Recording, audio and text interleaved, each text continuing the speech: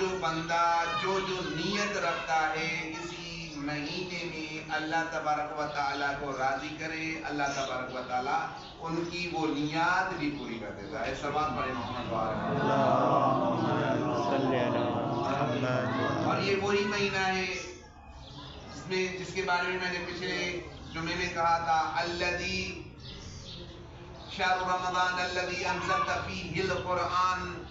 یہ وہ مہینہ ہے جس میں کتابوں کے سردار کتاب قرآن کو نازل کیا گیا ہے. اور کس پر نازل کی؟ وہ کتاب کس پر نازل کی؟ انبیاءوں کے سردار خاتم الانبیاء پہ وہ کتاب نازل کی گئی. باقی دنوں میں اگر کوئی بھی ہم نیکی کرتے ہیں ایک نیکی کے بدلے ایک ہی اجر ملتا ہے، لیکن ماہ مبارک رمضان میں اگر کوئی ایک نیکی کرتا ہے تو اللہ تبارک و تعالیٰ قرآن میں ارشاد فرماتا ہے وَمَنْ جَاءَ بِالْحَسَنَةِ فَلَهُ أَشْرُ أَمْثَالِهَا. نیکی ایک کرتا ہے اس کے بدلے میں اللہ 10 نیکیاں شمار کرتا ہے. لیکن انسان خلوص کے ساتھ جب اللہ تبارک و تعالیٰ کی بارگاہ میں آتا ہے تو اللہ تبارک و تعالیٰ ان کی تمام تر نیکیاں قبول کر دیتا ہے. سماعت پڑھیں محمد و آل محمد.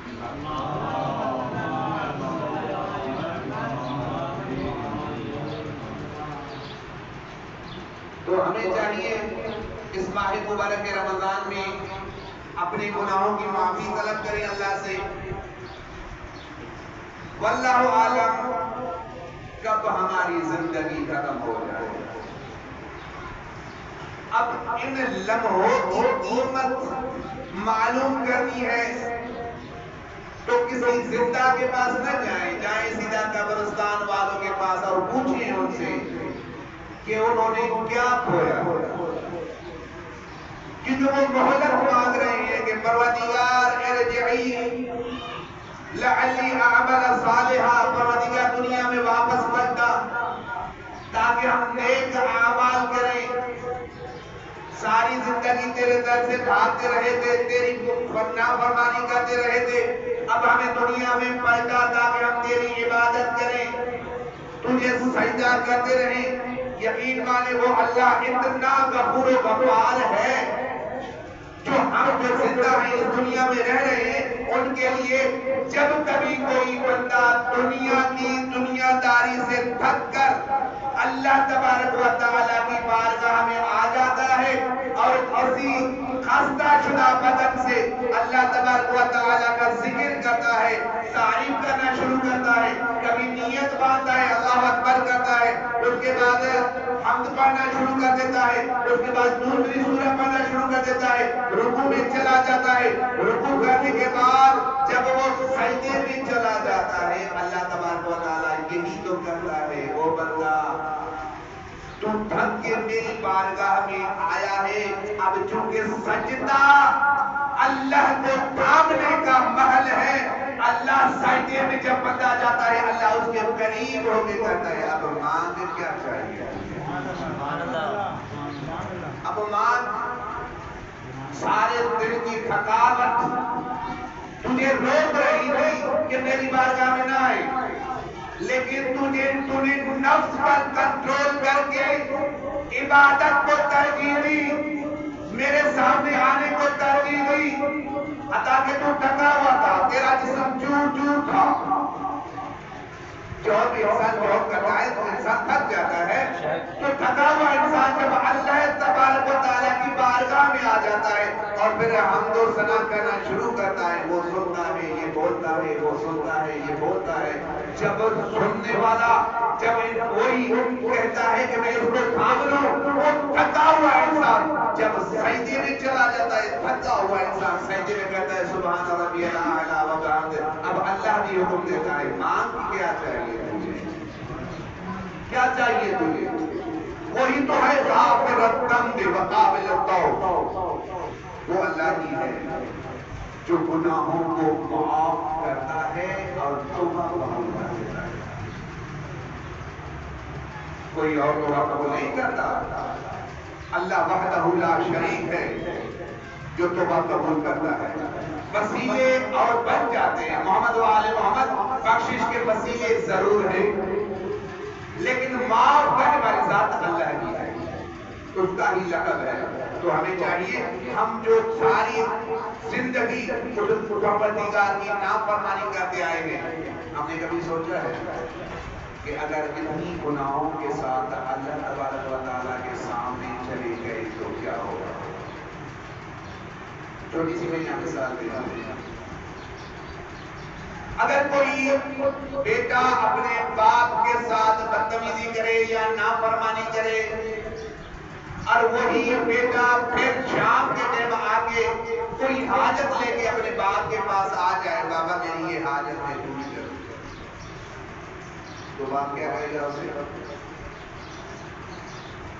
صبح میری نافرمانی کیوں کی تھی؟ یہی کہے گا میری صبح نافرمانی کی، ابھی کچھ مانگنے آئے ہو؟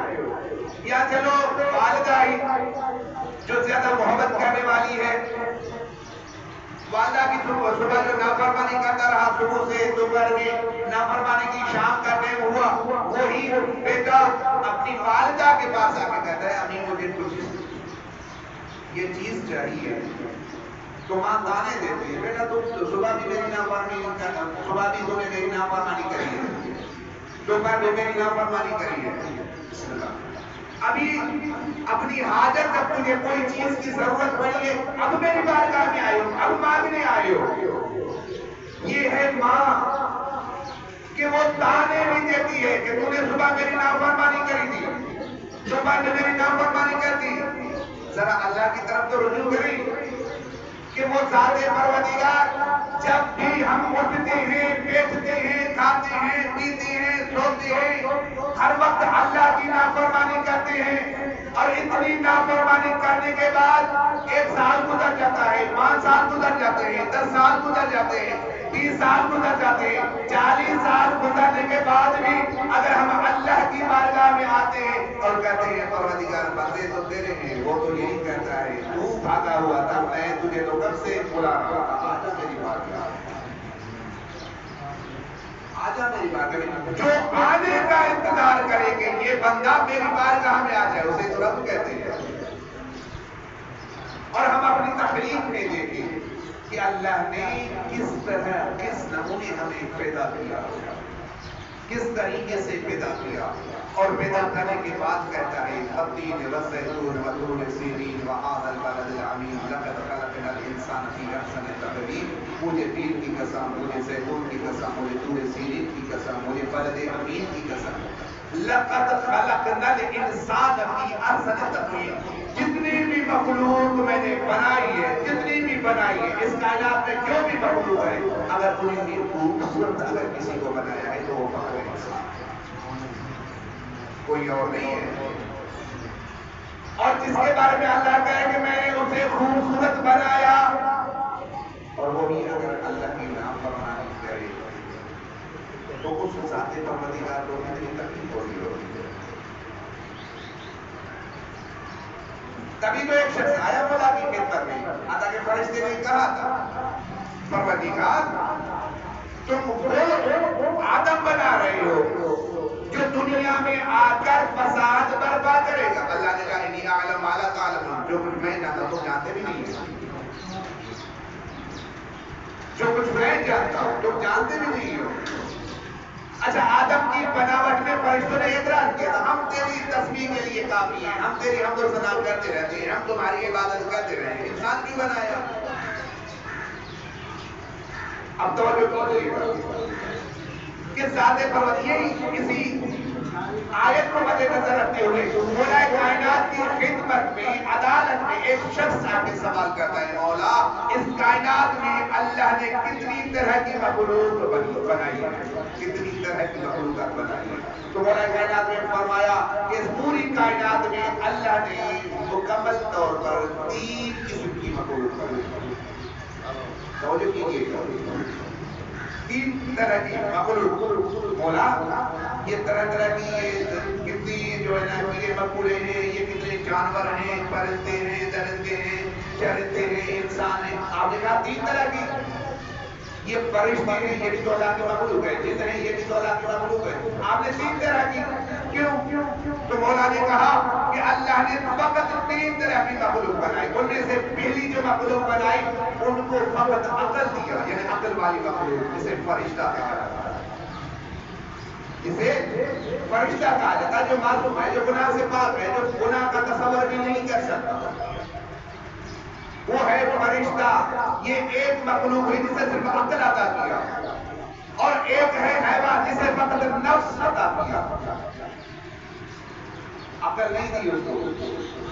اچھا جانور کیا کرتا ہے؟ کسی کا ماشاءاللہ آپ جانتے ہیں آپ کے گھر میں بکری ہوگی، بھیڑ ہوگی، گائے ہوگی، بھینس ہوگی، اس کو تھوڑا سا بھوکا چھوڑ دے، چھوڑنے کے بعد اس کی رسی کھول دے، وہ یہ نہیں دکھا کہ اپنا مال نہیں پڑایا.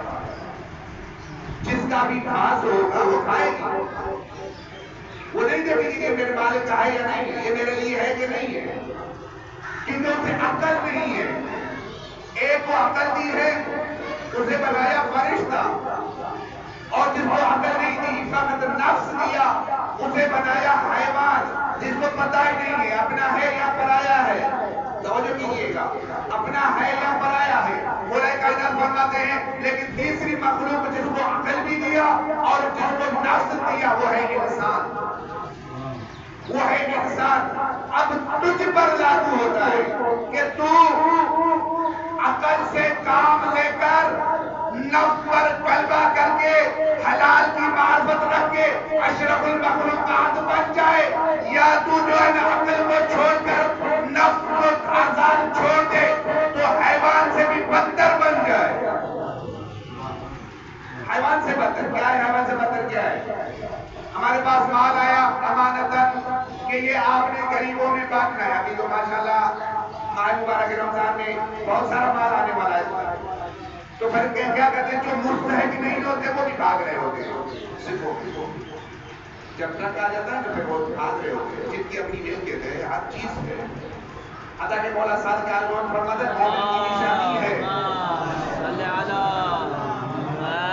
مومن کی نشانی ہے قناعت کرنا. جتنا مل رہا ہے شکر اللہ.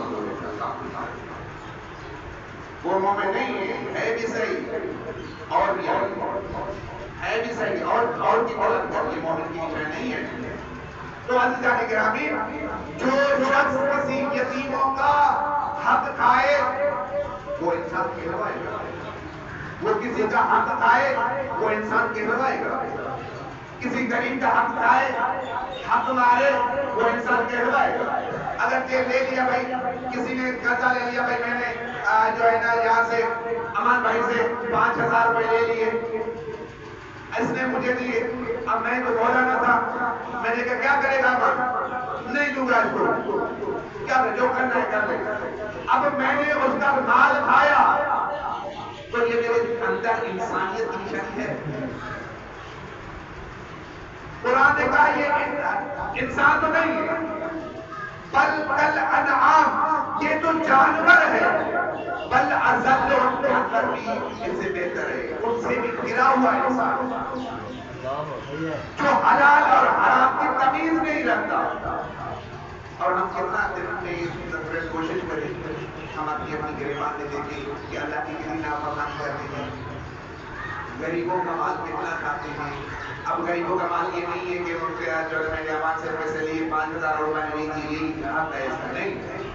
زکات غریبوں کا حق ہے، خمس غریب سادات کا حق ہے، فطرہ نکالتے ہیں غریب کا حق ہے، ان کے علاوہ صدقات نکالتے ہیں غریب کا حق ہے. کتنا کھا رہے ہیں؟ کتنا کھا رہے ہیں؟ کبھی سوچا ہے ہم نے کہ زکات بھی ہم پر واجب ہے؟ نکالتے ہیں. سورۃ مومنون میں اللہ نے ارشاد فرمایا قد افلح المومنون، بتحقیق وہ مومن کامیاب ہو گئے. کون؟ الذین هم فی صلاتهم خاشعون. پہلی نشانی ان مومنوں کی یہ ہے کہ وہ نماز کو خشوع اور خضوع کے ساتھ پڑھتے ہوں گے. پہلی نشانی. اور ہم نماز کیسے پڑھتے ہیں؟ ماشاءاللہ میں نے کچھ جمعہ پہلے عرض کیا تھا کہ ایک آدمی کا وضو کرتا تھا، ایران میں چلے گئے، اللہ سب وہ لوگ گئے ہیں تو اللہ بہت اور وجہ اور کی وہ زیادہ قبول فرمائے، جو نہیں گئے اللہ پاک ان کو وہاں تمام زیارت نصیب کرے، وہاں پر حوض کرے جہاں سے وضو کیا جاتا ہے، یہاں پر ڈومری ہے جس طرح وہاں حوض ہوتے ہیں وہاں سے عالم دین ایک وضو کر رہا تھا، آیت اللہ وضو کر رہا تھا، ایک شخص آیا بھاگتا ہوا، جلدی جلدی وضو کرا، وضو کر کے گیا، ظہر کی نماز بھی پڑھ لی، عصر کی نماز بھی پڑھ لی، جیسے ہی واپس آیا وہ عالم دین ابھی تک وضو کر رہا تھا، اس نے ظہر کی 4 رکعت بھی پڑھ لی، عصر کی 4 رکعت بھی پڑھ لی، یہ ابھی تک عالم دین جو پہلے سے وضو کر رہا تھا ابھی تک وضو کر رہا تھا، تو بھی عالم دین نے بولا قریب ادھر آ جا، کہاں گئے؟ کون سی نماز پڑھی ہے؟ کیسی نماز پڑھی؟ ظہر بھی پڑھ لی، عصر بھی پڑھ لی، میں تو ابھی وضو کر رہا ہوں۔ اچھا اسی کریم نے جو جواب دیا کہ بلا میں نماز کہاں پڑھنے گیا، میری کیا اوقات ہے کہ میں نماز پڑھوں، میں تو اس لیے اللہ کی بارگاہ میں آیا تھا کہ اللہ کو بتلاؤں پروردگار میں باغی نہیں ہوں، میں باغی نہیں ہوں۔ اچھا اسی جملے کی نماز تو کہا آقا نے پڑھی ہے، نماز تو امام حسین نے پڑھی ہے، نماز تو امام حسن نے پڑھی ہے، نماز تو امام علی بن ابی طالب نے پڑھی ہے، نماز تو سیدہ نے پڑھی ہے، نماز تو رسول خدا نے پڑھی ہے، ان کی نماز ہے، ہماری کیا نماز ہے؟ بس یہی کہ میں باغی نہیں ہوں، صرف اللہ کو یہی کہنے گیا تھا۔ اچھا ایسا جملہ اثر کر گیا اس عالم دین پر، آیت اللہ پر، وہ جب بھی جاتا سجدے میں جا کر یہی الفاظ کہتا تھا، کریم والا پروردگار نے کہا تھا، بڑا جملہ ہے یقین مانے، الذین هم فی صلاتہم خاشعون، مومن کی نشانی یہ ہے کہ وہ نماز میں خشوع و خضوع ادا کریں گے۔ ہم نماز کیسے پڑھتے ہیں؟ ہر ایک اپنی نماز کا خود ذمہ دار ہے۔ والذین هم عن اللغو معرضون، لغو اور لغو سے اجتناب کرتے ہیں، مومن کی نشانی ہے۔ اگر کسی نوجوان سے پوچھ لے بابا آپ گانے کیوں سن رہے ہو، تو وہ جملہ کہتا ہے کہ بلا گانے کیونکہ روح کی غذا ہے اس لیے سنتے ہیں۔ قرآن کہہ رہا ہے کہ یہ مومن کی نشان نہیں ہے، مومن کی نشان یہ ہے کہ لغوات سے دور رہے، کالم گلوچ سے دور رہے۔ ماشاءاللہ ہم نظام میں کتنی گالیاں دے دیتے ہیں اپنے دوستوں کو۔ کبھی سوچا ہے کہ کیا منہ دکھائیں گے اسی ذات پروردگار کو جس نے لا ریب جیسی کتاب ہماری ہدایت کے لیے بھیجی، ہماری ہدایت کے لیے 1,24,000 نبی بھیجے، اور انہوں نے کتنی تکالیف دیکھی، کس کی وجہ سے تکالیف دیکھی؟ ہماری وجہ سے۔ اگر سرور کائنات دعا نہ مانگتا خدا کی قسم ہماری شکلیں تبدیل ہو جاتی۔ یہ اللہ کا وعدہ تھا، اللہ سے وعدہ تھا، لیا تھا، پروردگار میری امت چاہے کتنی بھی گناہگار ہو لیکن اس کی شکلیں تبدیل نہیں کرنی، تو شکر ادا کرو سرور کائنات کا۔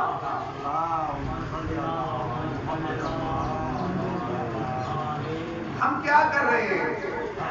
کس کی نافرمانی کر رہے ہیں؟ کون سا ایسا عمل ہے جو باقی انبیاء کی امت میں نہ تھا ہمیں پایا جاتا ہے؟ ہر چیز ہمارے اندر موجود ہے جو باقی سابقہ انبیاء کی امتوں میں جو پائی جاتی تھی۔ کوئی بندر بن گیا، کوئی خنزیر بن گیا، کوئی سور بن گیا، کوئی کتا بن گیا، کوئی جو چھپکلی بن گیا، پتہ نہیں کون کون سی شکل میں جانور بن گئے وہ ایک ایک نافرمانی کرتے رہے، اور وہ ساری نافرمانی رسول خدا کی امت میں موجود ہے۔ ساری نافرمانی موجود ہے، شکلیں تبدیل نہیں ہو رہی۔ وجہ کیا ہے؟ وجہ یہی ہے کہ اللہ سے وعدہ لیا تھا رحمت للعالمین نبی نے کہ میری امت جتنی بھی گناہ گار ہو دنیا میں سزا نہیں دے گی. اگر سزا مل جاتی تو آج جو روڈوں پر بمباری ہو رہی ہے، جو شیعہ کو امام بارگاہوں میں بم بلاسٹ کر کے شہید کر دیا جاتا ہے، یا پانچنار میں جو ظلم ہو رہا ہے، شکلیں ان کی بھی تبدیل ہو جاتی. لیکن یہ رحمت للعالمین کی دعا ہے کہ وہ سامنے سے بظاہر انسان نظر آتے ہیں. تو شکر ادا کرنا چاہیے ہمیں اس ذات پروردگار کا جس نے اپنے محبوب کی محبت کے وعدے کی یاد رکھی ہے اب تک کہ میں نے تیری امت کی کبھی شکل تبدیل نہیں کرنی. تو ایسا نہیں کرا امین واقعہ کتنا قریب ہے وہ، کتنا غفور غفار ہے وہ، کتنا ستار الغیوب ہے وہ. اگر ہماری ایک عیب کا پتہ ہماری ماں کو چل جائے، ایک عیب کا پتہ ہمارے باپ کو چل جائے، ایک عیب کا پتہ ہمارے بھائی کو چل جائے، ایک عیب کا گناہ کا پتہ ہماری بہن کو چل جائے، خدا کی قسم وہ ہم سے بات کرنا چھوڑ دے گی. چاہے ماں ہو بات کرنا چھوڑ دے گی. اتنی نافرمانیاں کر رہے ہیں اللہ کی. چوری چھپ کے لوگوں سے تو ڈرتے ہیں کہ ہم جو بھی گناہ کرتے ہیں کوئی لوگ نہ دیکھیں، لیکن وہ ذات دیکھ رہی ہے جس کے پاس ہر چیز کا علم ہے. لیکن اس نے یہ کبھی نہیں کہا کہ تو میری نافرمانی کر رہا ہے دیکھا جا میری بات. اس نے کبھی نہیں کہا. وہ تو یہ کرتا ہے کہ میں دیکھوں میرا بندہ کب میرے پاس آتا ہے، اپنے گناہوں کی معافی طلب کرتا ہے. ایک مرتبہ آ جائے میں اس کے گناہ معاف کرواتا ہوں. سبات پڑھیں محمد و آل محمد.